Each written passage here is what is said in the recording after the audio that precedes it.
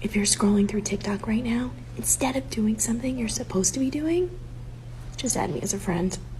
Guys, I mean, seriously, can we please debunk this myth that a lot of women are going out on dates with men they're not even the slightest bit interested in just to get a free meal? Like, you guys really think we are that hard pressed for a steak dinner that we're gonna fake the funk to hustle it out of you? I can debunk this myth. You ready? Plenty of articles. Ready? No, that doesn't help. Let's try another one. No. Let's try another one. It's got a name to it. Let's try... No, it seems like... Right, how can I debunk this? Maybe TikTok will have some ideas. So studies prove that 1 in 3 women go on dates just for food. Boyfriend and I were talking a little while ago about the concept of what a foodie call is, and he was like, what is a foodie call? And I was like, it's like a booty call, but for food. According to a new study, many women are choosing free meals over relationships. The study in the journal Social Psychology. So my guy... I'm trying to debunk this myth, and it's not working. Oh, I know. I'm Matthew for Channel 4 News, and I am with one random person from the street named Becky, and we're going to ask her a question. Becky, do women use men for food dates? No. There we have it. One person's opinion is absolute fact. It does not happen. Complete myth. Thank you very much. Back to you in the studio. Now we've debunked that myth, let's take a train to Reality Town for a second. Fellas, there are women out there that will use you for a foodie date. I've got friends that actually brag about this. I know one person that's been on 5 dates in a week just to get her belly filled with food. Gets your mind out of the gutter. And this is why it's ideal for a man, if you're going to go out on a date with someone, take the lady on a coffee date. Make her a picnic. Go for a walk. See if that lady is going to invest time into you and not what they can get from you, because you might just turn into a one-night buffet stand. Why is everyone so fucking stupid? Why aren't more people intelligent like me? Would you ever date a woman that's a nurse? Nurses are known to be the biggest cheaters. They're sleeping with other nurses, men nurses, they're sleeping with the doctors. They love them some doctors. If your girl is a nurse and she has a hot doctor that she works with, chances are them late hours, they getting their freak on. He's hitting her on the side of the nursing bed while you waiting for her at home. You know what I love? Oh my god. Sorry. I just love a good roast beef sandwich, especially Arby's. Oh, got your bitches. Notice how there's nothing in my hand? You lonely fucker. Shout out to my ex. Cause if we were still together, I wouldn't be living my best life. Listen more wild. I would say mentally I am not well. Physically, also no. Spiritually, no. What is one thing that you've never told your ex? Our trainer. Like, I had a trainer and he was training me for a while. Like, I met him at my apartments. Like, we were both doing laundry at the same time, and he like propositioned me one day. He was like, can I give you a massage because you're so tired from training, right? And I was like, okay, but you ended up, and it was like at me and my ex's house. So that's really f***ed up, you know? But like, yeah, I used to, and I for like a year. A year? Yeah, I'm gonna get in trouble for that one when he sees this. But yeah, for like a year, and I even like, even when I moved, he like came to see me. So yeah, we for like a year. So your ex had no idea you were cheating on him? I wasn't cheating. Like, we had an open relationship and then we broke up. So it's like through the open relationship part, but he didn't know that I was him. I wasn't supposed to any of our friends or anybody that we both knew. So that was the bad part. How do you think he would feel? Really upset. He'd be really upset. I feel like he'd be sad, but like he's done too. So I'll just be like, hey, like, remember that? Like, this is that. It's the same thing. Was he better at being a personal trainer or better at? Better. He's a horrible trainer. Horrible trainer. Okay. All right. She belongs to the streets. And that's exactly why you shouldn't hire a male trainer for your significant other. Many of these trainers are basically gigolos, as she admitted herself he was terrible at training, yet plenty of wealthy, lonely post-war women will still hire him. It gives them the cover of having a male hooker. Under the guise of a trainer, these guys are in peak physical shape, so naturally they attract attention. You can achieve the same if you hit the gym. As for the video, she had an open relationship and still managed to cheat. You can't make this up. As Kevin Samuels would say, at least the guy she lived with cut his losses and moved on. She clearly had no respect for him and is undeniably a bottom-of-the-barrel female.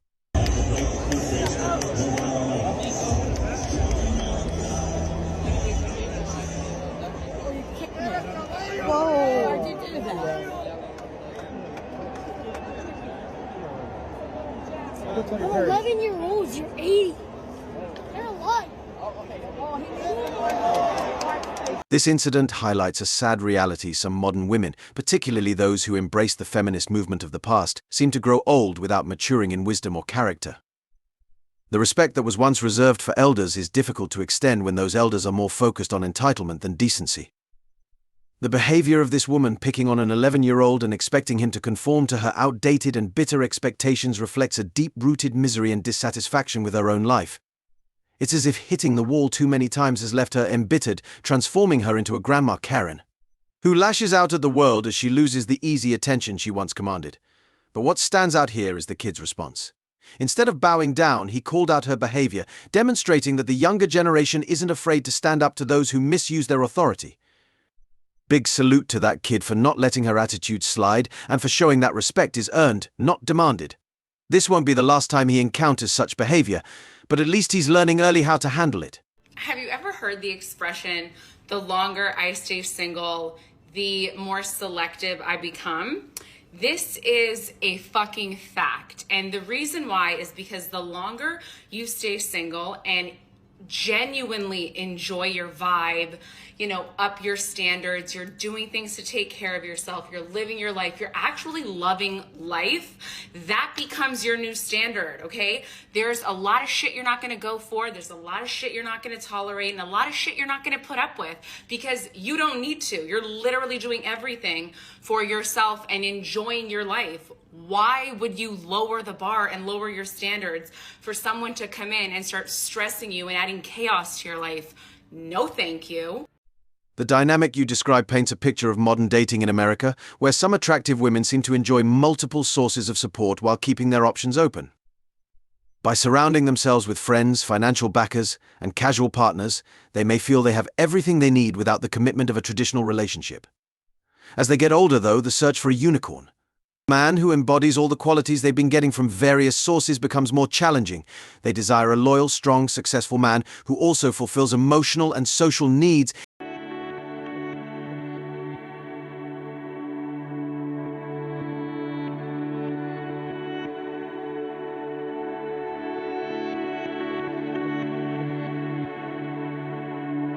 If you can't read the text, it says me when I broke up with him and regretted it the moment I did it. The crazy thing is that she looked so young, yet she's getting emotionally wrecked by being used. She has at least 60 years of this. Alright, not going to lie, I was really feeling myself yesterday, so then I decided to make a Tinder profile and seek validation from men who I don't know, and then I asked somebody out to go get drinks with me. It worked out, I guess. It was time to get dolled up, but honestly, it was for myself, and then my highlighter decided to yeet. I started getting overwhelmed while I was getting ready, so I did some breathing exercises to calm myself down. My hair is at the point where my bangs are a little too long to be fringe bangs, and I don't quite know how to style it. I'm really not too sure what look I want to go for anymore, but I think this works out. I don't know. I decided to wear a graphic tee out and just tie it up, and this asymmetrical skirt that I was super nervous to wear because, yep, fit check, my foot is showing. I haven't worn these boots since living in Boston, and I'm excited to take them out again, and this is what I look like without the jacket. Alright, bye-bye. In her video description, she wrote, "Damn, I'm 30 and single again. Why all well? Who would have guessed?" This woman with Eater in her profile name is still single at 30. What a shocker. It just goes to show how easy women have it. If you check out her dating app pics, she was clearly catfishing, using the most flattering angles to hide her beer gut. Even in the video where she's applying makeup, not even the baggy clothes and robe could conceal it. Her face is kind of cute, and it's a shame because if she took her appearance seriously and got healthy, losing all that weight, she'd probably look pretty good.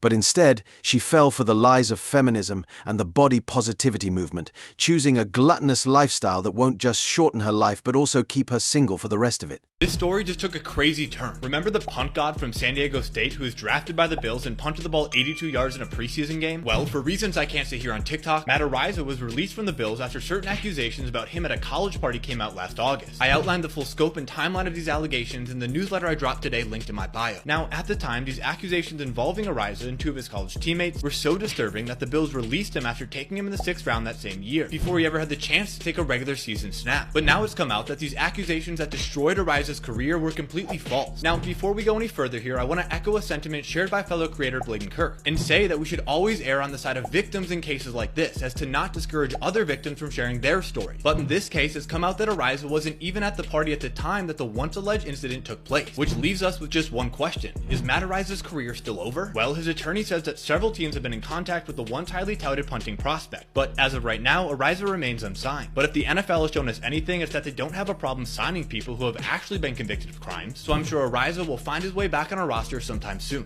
Despite that broad lying, this guy is still white knighting for these Decepticons women who wouldn't even look his way, let alone help him if he were in trouble.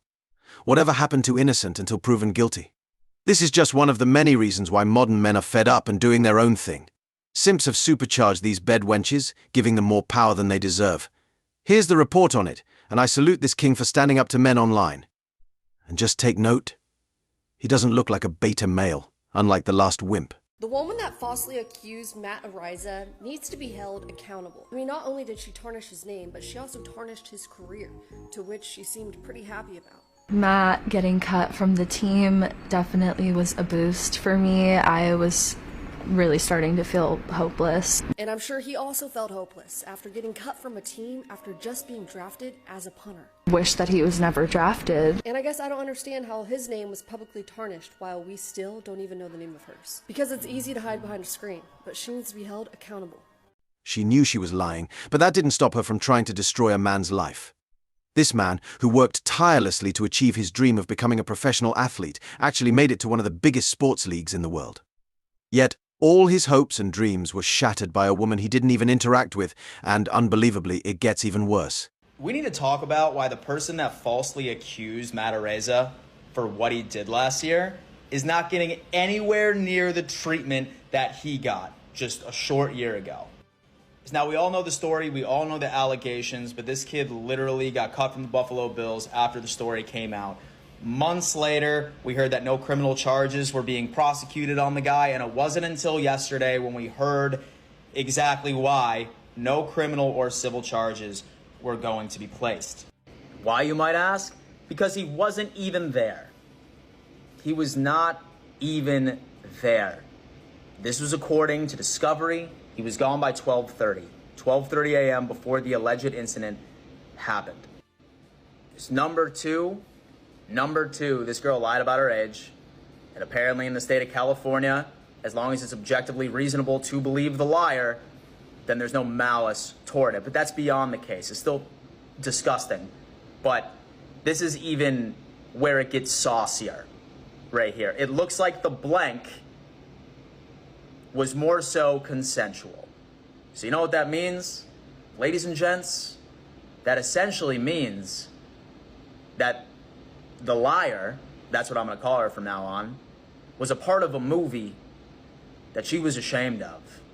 Completely consensual, and she decides that, hey, I'm going to ruin this one guy's life so I can get some attention and a little bit of clout.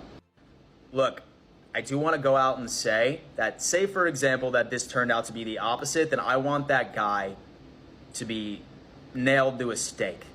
But where I have an issue is that these false accusers just get completely let off. Matt Araiza lost his career, lost his reputation, and he is never going to recover. Just look at Sean Oakman, same thing. Absolute nonsense.